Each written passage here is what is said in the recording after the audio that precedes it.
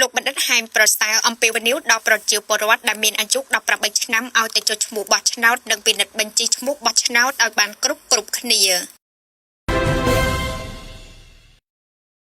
លោកបណ្ឌិតហែមប្រសើរប្រធានសម្ព័ន្ធភាពបណ្ដុំសមាគមអង្គការសង្គមស៊ីវិលបានអំពាវនាវដល់ប្រជាពលរដ្ឋដែលមានអាយុ18ឆ្នាំឲ្យទៅចុះឈ្មោះបោះឆ្នោតនិងពិនិត្យបញ្ជីឈ្មោះបោះឆ្នោតឲ្យបានគ្រប់គ្នាចំពោះការចុះបញ្ជីឈ្មោះនិងពិនិត្យបញ្ជីឈ្មោះបោះឆ្នោតនេះរៀបចំដោយគណៈកម្មាធិការជាតិរៀបចំការបោះឆ្នោតកោជបលោកបណ្ឌិតបានបន្តថាដោយផ្អែកតាមប្រតិទិនគណៈកម្មាធិការជាតិរៀបចំការបោះឆ្នោតកោជបការបិទផ្សាយបញ្ជីឈ្មោះបោះឆ្នោតផ្លូវការឆ្នាំ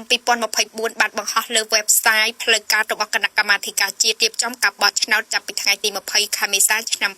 2025ដោយឡែកការពិនិត្យបញ្ជីឈ្មោះបោះឆ្នោតចុះបញ្ជីតាមសាលាឃុំសង្កាត់នឹងត្រូវចាប់ពីថ្ងៃទី1ដល់ថ្ងៃទី26ខែឧសភាឆ្នាំ